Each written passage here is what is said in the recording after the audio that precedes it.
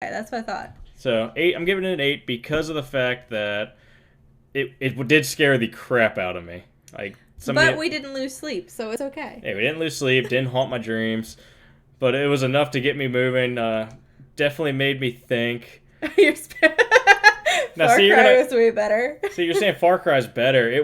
Far Cry was a good game, but it was literally just It told you what to it do. was so much grind. It was literally go do this, go do this, go do this, and it was like kill a bunch of people and then you get your reward. Yeah, I gave it such like a decent score because of the graphics. The the graphics were great. they blew me away from like square one. Just being able to look at the mountains, the trees were moving, water was rushing. And Far Cry storyline was awesome, but it's not in the same genre either. It's not. It's two completely different games.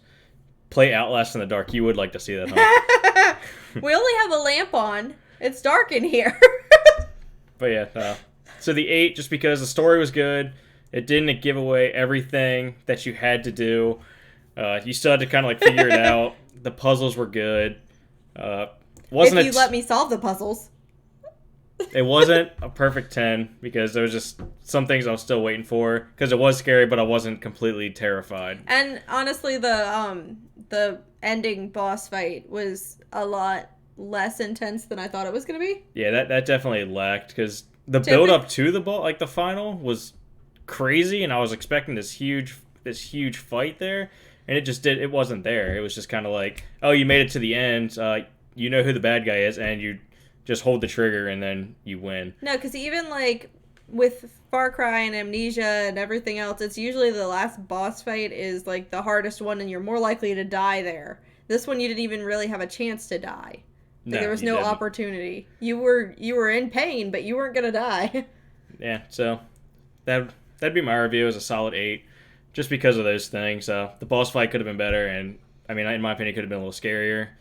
I did like how the resources were very thin. That was good. Yeah. You couldn't just use an abundance. You had to actually Do conserve. hate that we cannot drop things.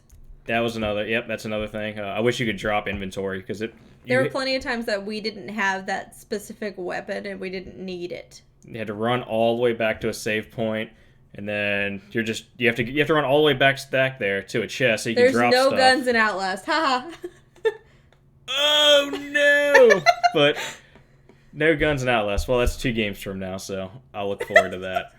Do you? But- You really? Because that's why you hated Amnesia, so you couldn't kill things. But yeah, that's gonna be my final review for Resident Evil 7. Great game, worth Yep. the play, definitely worth playing through. Thank you guys for tuning in with us. We will be playing The Evil Within next, all 16 hours of it, and it's gonna be fun.